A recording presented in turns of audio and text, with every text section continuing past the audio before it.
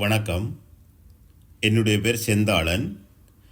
இன்றைய பதிவு தேசிய தலைவரின் இருப்பு சம்பந்தப்பட்ட தகவல் 15 ஆண்டுகளுக்கு பின்னர் 2023 ஆண்டு எவ்வாறு அது வெளிப்படுத்தப்படுகிறது என்பது தொடர்பில் ஒரு விரிவான விளக்கமான பதிவாக இந்த பதிவு இன்றைக்கு வெளியிடப்படுகிறது.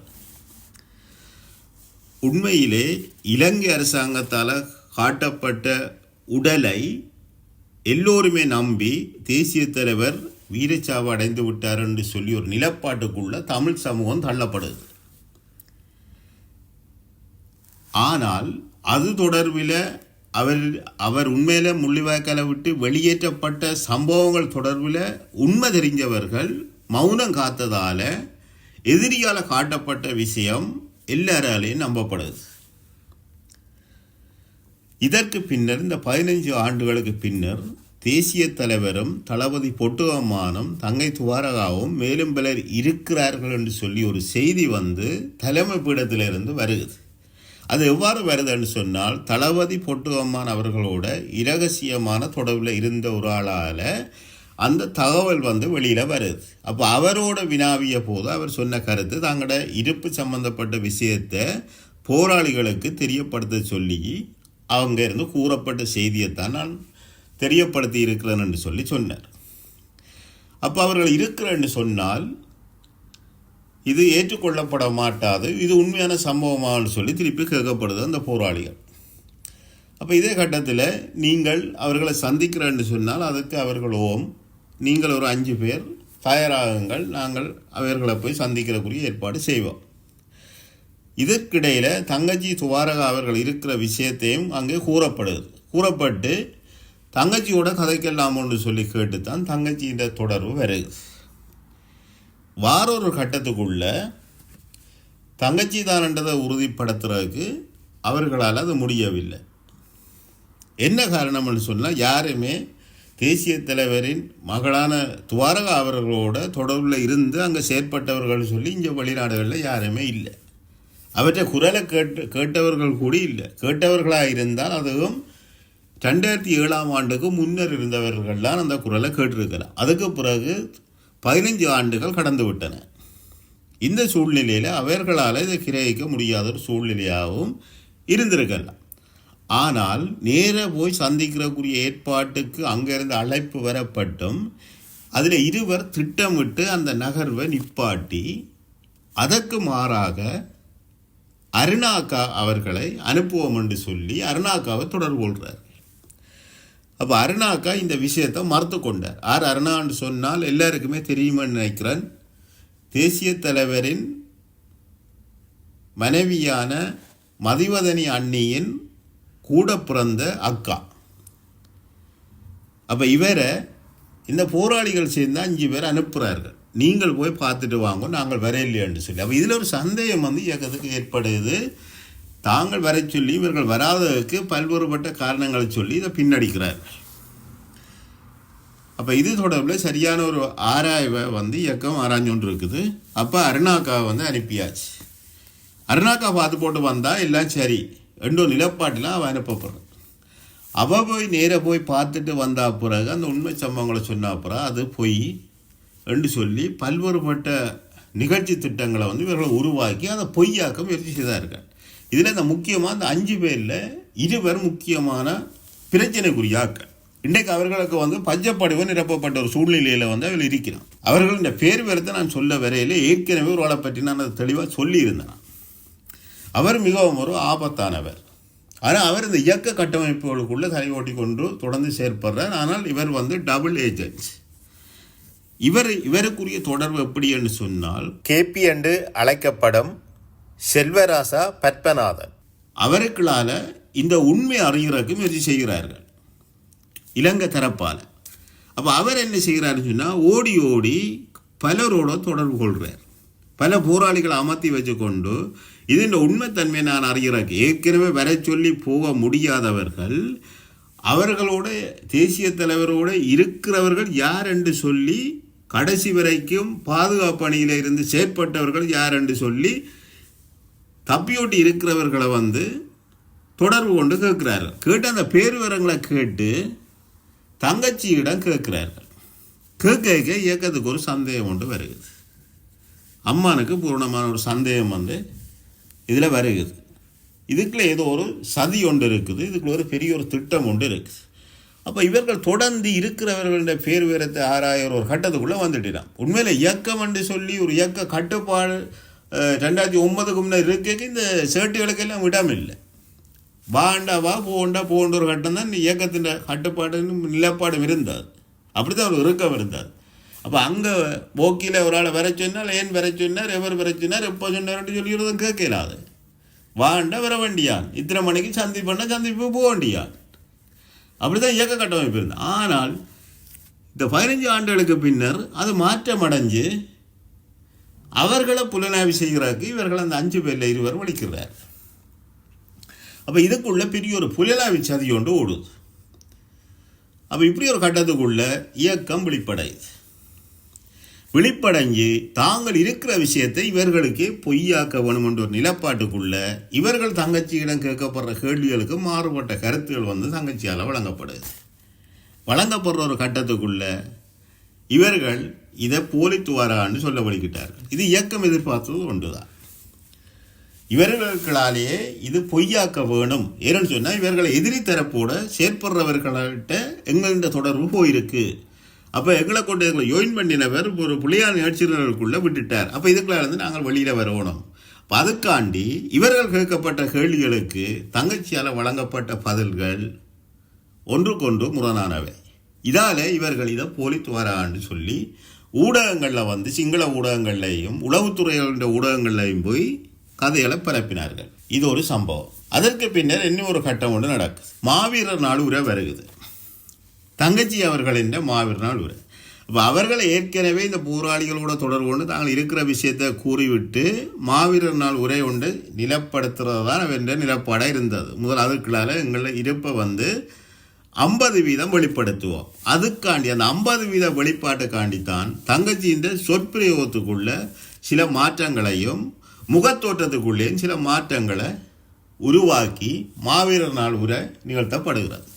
அந்த மாவீரர் நாள் உரையில் வந்த கருத்தில் வந்து யாரும் விமர்சிக்க முடியாது. ஆனால் 2 விடயத்தில் முக்கியமாக விமர்சிக்கிறக்குரிய சூழ்நிலையை வந்து இயக்கம் தான் உருவாக்கி விட்டது. அது ஏனென்று சொன்னால் எமது இயக்கம் முற்றுமுழுதாக தடப்பட்டியலிருந்து நீக்கப்பட இல்லை, ஒரு தேடப்படுற ஒரு பட்டியலில் இருக்குது.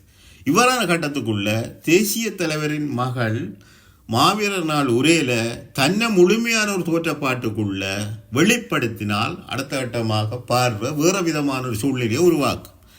அப்போ அவ்வாறான சூழ்நிலையை உருவாக்கி இதை பெருசாக்கிறத விட நாங்கள் முதல் கட்டமாக ஒரு தகவல் அடிப்படையில் தகவல் அறிஞருக்காக இந்த மாவீரர் நாள் உரையில் சில மாற்றங்கள் செய்யப்பட்டு அவற்றை தோற்றப்பாட மாற்றம் செய்து சொற்பிரயோகங்களுக்குள்ள இது தேசிய தலைவற்ற மகளாக இருக்கிறதுக்கு வாய்ப்பே இல்லை, அப்படி ஒரு தேசிய தலைவற்ற மகள் இப்படி ஒரு தமிழை உச்சரிக்க தெரியாமல் இருக்கிறாரான்னு சொல்லி ஒரு நிலப்பாடு வரணும் என்ற நிலப்பாட்டுக்குள்ளேயும் இதுக்குள்ளால சில தகவல்கள் சேகரிக்கிறதுக்காகவும் இயக்கம் அந்த நிலப்பாட்டை முடிவெடுத்து அந்த மாவீரர் நாள் உரையை நிகழ்த்திச்சு. அப்போ இதில் ஒரு விடயத்தை வழங்கணும். இதில் எல்லாரும் கூறிய விடயம் இதுக்குள்ளே ஏதோ ஒரு சதி இருக்குது, இது திட்டமிட்டு ஒரு போலித்துவாராக கொண்டு வந்து அரங்கேற்றி விட்டார்கள் என்று சொல்லி பல பேர் கதைத்தார்கள். இது இயக்கம் எதிர்பார்த்த ஒன்று தான். இயக்கத்தின் தகவலின் அடிப்படையில் 50% தான் இது உண்மையாக வேலை செய்யணும், 50% புலையாக வேலை செய்யணும் என்றால் தான் அடுத்த கட்ட நகர்வை தாங்கள் முன்னெடுக்கிறதுக்கு ஒரு பாதையை உருவாக்கும். அதை வெளிப்படையான தோற்றத்துக்குள்ள நாங்கள் ஒரு நிகழ்வு வேலை திட்டத்தை செய்தால் எங்கட பாதைகள் மூடப்படும். அப்போ அதற்காக ஒரு 50% வெளிப்பாடு இதுக்குள்ளால கொண்டு வரணும். அதுதான் அங்கே நடைபெற்றது. அப்போ தங்கச்சி மீது சொற்பிரயோகங்கள் கதைக்க தெரியாத ஒரு ஆள், தமிழை உச்சரிக்க தெரியாத ஒரு ஆள் வந்து மாவீரர் நாள் உரையாற்றிட்டு சொன்னவர்கள் தங்கச்சி அவர்களால் மேற்கொள்ளப்பட்ட இணையவழி சந்திப்புகளுக்குள்ள தங்கச்சி கதைச்ச விஷயத்தில் எங்கேயாவது தவறுகள் இருக்கா? யாராவது கண்டுபிடித்தார்களா? இல்லைத்தானே. அப்போது யார் அந்த போலித்துவாரகா? மித்தியா ராஜரத்னம் என்று சொன்னார்கள். மித்தியா ராஜரத்னத்தோட சம்பந்தப்படுத்தி துவாரகாவை வந்து மித்தியா ராஜரத்னம் என்று சொல்லி சொன்னார்கள். அது முற்றிலுமே தவறான ஒரு கருத்து, திட்டமிட்டு எதிரியால் புனைக்கப்பட்ட ஒரு விடயம். தங்கச்சியின் இருப்பு சம்பந்தப்பட்ட விஷயம் 2023ஆம் ஆண்டு வரைக்க மித்தியா ராஜரத்னத்துக்கும் இதுக்கு சம்பந்தம் இல்லை. இது எந்த ஒரு நிகழ்ச்சி திட்டத்துக்குள்ளே மித்தியா ராஜரத்னம் வரவே இல்லை. அதை அந்த பெண்ணோட ஜாயின் பண்ணி கடைசியாக கோடு கச்சேரி என்று சொல்லி போய் கடைசியாக மித்திய ராஜத்தின் பேரே உச்சரிக்க கூடாதுன்னு சொல்லி நீதிமன்றத்தால் பணித்த பிறகு அது அமர்ந்து போச்சு. அந்த கதையை இப்போ கதைக்கிறே இல்லை. அந்த பெண்ணை வச்சு கொண்டு தான் போலித்து வரான்னு சொன்னார்கள். இப்போ அதில் மூக்குடை விட்டு போனார்கள். அப்போ இணையவழி சந்திப்புகளுக்குள்ள 50, 45, 35 பேருன்னு சொல்லி நாடுகள் ரீதியான செயற்பாட்டாளர்கள் கலந்து கொள்கிறார்கள். அவர்களோட தங்கச்சி சுபாரகா அவர்கள் மேலும் பல முக்கிய போராளிகள் வந்து கதைக்கிறார்கள்.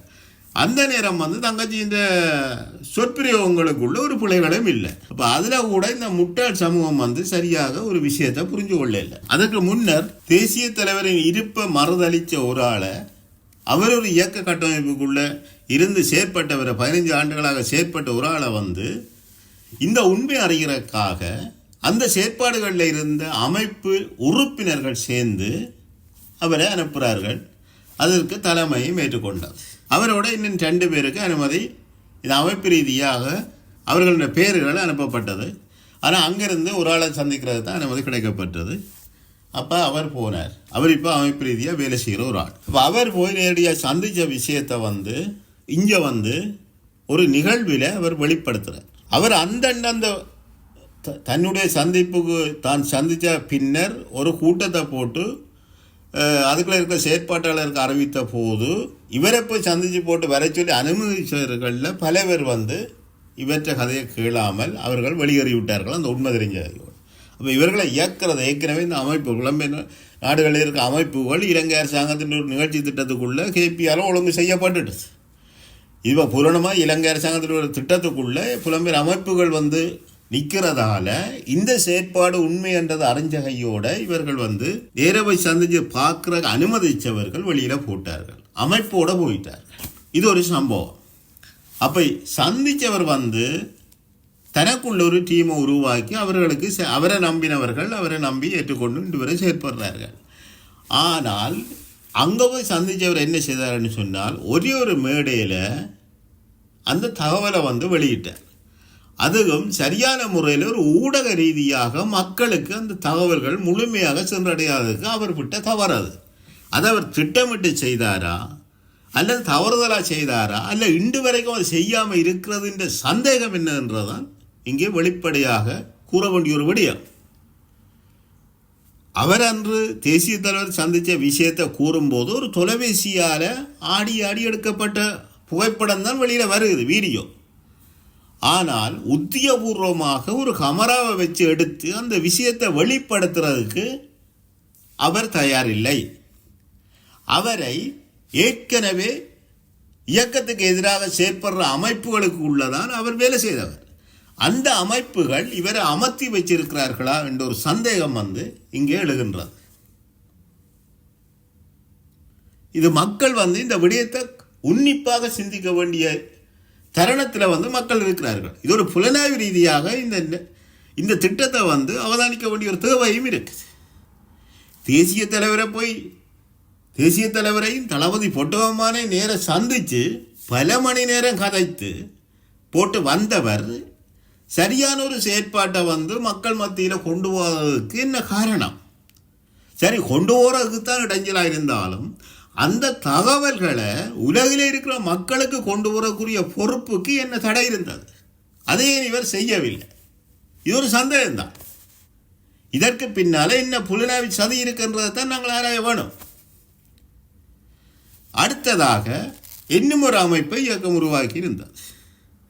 அந்த அமைப்பு ஊடாக தங்கை துவாரகா அவர்களை சந்திப்பதற்கு பல பேர் ஒழுங்கு செய்யப்பட்டிருந்தார்.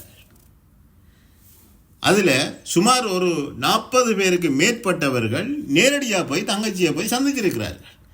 எல்லாரும் கதைச்சுத்தான் வந்திருக்கிறார்கள்.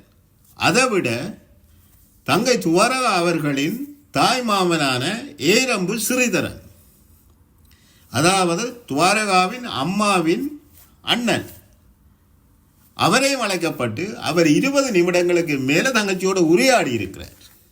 இது தங்கச்சி தான் என்றதை உறுதிப்படுத்தி இருக்கிறார் அந்த போன மக்களுக்கு, போன செயற்பாட்டாளர்களுக்கு.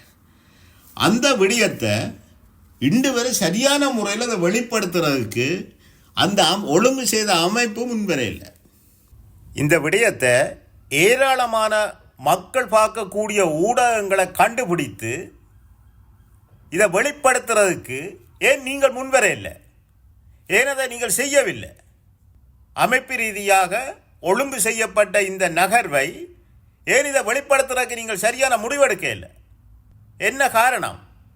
இன்றைக்கு அதை சரியான முறையில் அவதானித்தால் இந்த 2023 இருந்து இந்த அமைப்பு ரீதியாக சரியான மக்களுக்கான ஒரு அணுகுமுறையும் மக்களுக்கு சரியான வெளிப்பாடும் கொண்டு போகிறதுக்கு அவர்கள் தயாரில்லை. 41 பேர் போய் நேர தங்கச்சியை பார்த்தவர்கள் இன்று வரைக்கும் அது சரியான உண்மைத்தன்மையை வெளியில் கொண்டு வர இல்லை. வேறு ஊடகங்களை தேடி பிடிச்சி இந்த விஷயத்தை வெளியில் கொண்டு போகிறதால உங்களுக்கு என்ன பிரச்சனை இருக்குது? உங்களை கைது செய்து போடுவார்களா? ஏன் அதை நீங்கள் செய்ய இல்லை? ஏன் அந்த அமைப்பின் உரிமையாளர்கள், அந்த அமைப்பை இயக்குறவர்கள் அதை முன்னுக்கு கொண்டு வராததுக்கு தணிக்கையில் வச்சிருக்கிறக்குரிய காரணம் என்ன? இந்த சந்திப்பை ஒழுங்கு செய்த அமைப்பின் ஒருங்கிணைப்பாளர் இந்த விடயத்தை மக்களுக்கு கொண்டு போறதுக்கான ஏற்பாடுகளை இவர் செய்யாததில் இவர் மீது பல்வேறுபட்ட சந்தேகம் இன்று வரை எழத்தான் செய்கின்றன. இவர் அதை முடிவெடுத்து சரியான ஊடகங்களை அணுகி இந்த விடயத்தை வெளியில கொண்டு போயிருக்க வேணும். அதை அவர் இன்று வரைக்கும் செய்யல். இதற்கு என்ன காரணம்? இங்கேதான் பலதரப்பட்ட சந்தேகங்கள் எழத்தான் செய்கின்றன. ஏன் இந்த விடயங்கள் முற்றுமுழுதாக அமர்த்தப்படுகின்றன? இங்கேதான் சந்தேகம் இருக்குது. இதால தான் இன்றைக்கு எதிரிகளின் கையும் துரோகிகளின் கைகளும் இன்றைக்கு ஓங்கி இருக்கு. இதால தான் தேசிய தலைவர் தளபதி பொட்டுவமான அவர்களுடைய இருப்பு முற்றாக மறுதளிக்கப்படுகிறார். உங்களை தேசிய தலைவர் தளபதி பொட்டுவமானும் நேர சந்திச்ச விஷயத்தை உங்களால் சொல்றதுக்கு என்ன பிரச்சனை இருக்கு? உங்களுக்கு இன்று வரை சொல்லாமல் இருக்கிறக்குரிய காரணம் என்ன? உங்களுக்குள்ளேயே ஒரு வட்டத்துக்குள்ளே இந்த விடயத்தை சொல்லி போட்டு இந்த விடயத்தை நீங்கள் அமர்த்தி ஆள்றதுக்கான காரணம் என்ன?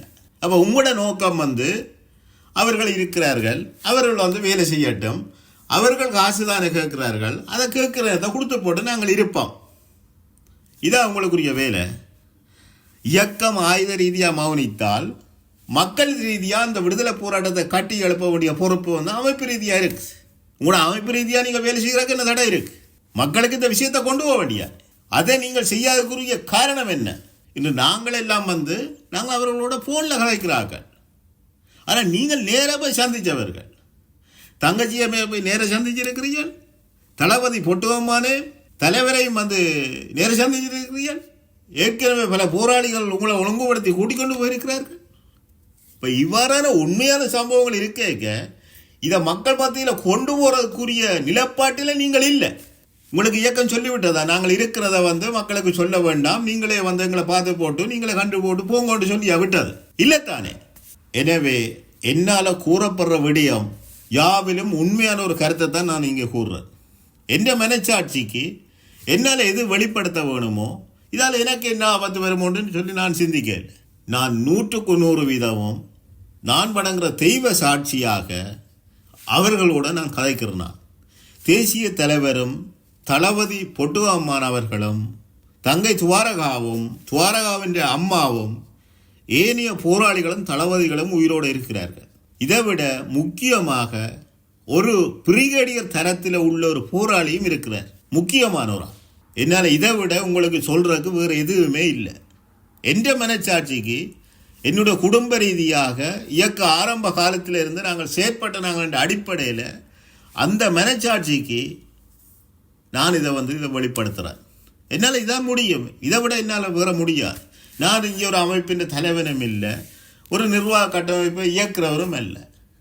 நான் சாதாரணமாக எமது விடுதலை வேண்டிய போராட்ட வரலாற்றுக்குள்ள என்னுடைய பங்களிப்பு ரீதியாக நான் நிறைய வேலை செய்திருக்கிறேன். எல்லாரும் 2009ஆம் ஆண்டு ஓடி வந்தார்கள். நான் 2009ஆம் ஆண்டு மோட இல்லை, 2010ஆம் ஆண்டு மோட இல்லை, 2014ஆம் ஆண்டு தான் நான் இந்த வெளிநாட்டுக்கு வந்தேன். அந்த 2009 இருந்து நான் நிறைய வேலை செய்து போட்டு தான் அங்கேருந்து வந்தேன். எங்களுக்கு நடந்த இன அழிப்பு குற்றங்களுக்கு சர்வதேச ரீதியாக நீதி கிடைக்கணும் என்ற நிலப்பாட்டுக்குள்ள பல்வேறுபட்ட இன அழிப்புக்குரிய ஆதாரங்களை வெளிப்படுத்தி தான் இங்கே வந்தேன். அதால் எனக்கு வந்த உயிராபத்து காரணமாகத்தான் நான் இன்றைக்கு இந்த அந்நிய நாட்டில் வாழ்ந்து வருகிறேன். மற்றவர்களைப் போல நான் ஓடி வர இல்லை. என்னால் எது செய்யணுமோ, எது என்னிடம் தரப்பட்ட கடமை எது இருக்கோ, என்ன மனச்சாட்சியின்படி நான் என்ன செய்ய வேணுமோ அவெல்லாம் செய்து தான் வந்தேன். ஆனால் ஒரு திட்டமிட்டு ஒரு உண்மை சம்பவத்தை மறைக்கிறத என்ற நெஞ்சு பொறுக்க இல்லை. அதால தான் நான் இந்த யூடியூப் தளம் ஊடாக இந்த விடயத்தை வெளிப்படுத்துகிறேன். நாளைக்கு இந்த யூடியூப்பு கூடி அடித்து முடக்கப்படலாம். ஆனால் இந்த உயிர் இருக்கும் வரைக்கும் நான் இன்னும் ஒரு தளத்துக்களால் இன்னும் நிறைய எனக்கு தெரிஞ்ச தகவல்களை நான் வெளிப்படுத்துவேன். தேசிய தலைவரும் தளபதி பொட்டு அம்மானும் வெளிப்படையாக அதில் யாராவது ஒரு ஆள் தாங்கள் இருக்கிறோம் என்று சொல்லும் வரைக்கும் அவர்கள் தொடர்பில் உண்மைத்தன்மையை நான் வெளியில் கொண்டு வந்தே தீருவேன். இது என்னுடைய கடமை. எனது அம்மாவும் அப்பாவும் எனக்கு தந்த கடமை இது. அவர்கள் ஆரம்ப காலத்தில் இயக்கத்துக்காக எவ்வளோ பாடுபட்டார்களோ, எவ்வளோ கஷ்டங்கள் அனுபவித்தார்களோ அந்த இயக்க வளர்ச்சிக்காக, அவர்கள் விட்டுட்டு போன பணியை நான் தொடர்ந்து செய்வேன். நன்றி, வணக்கம்.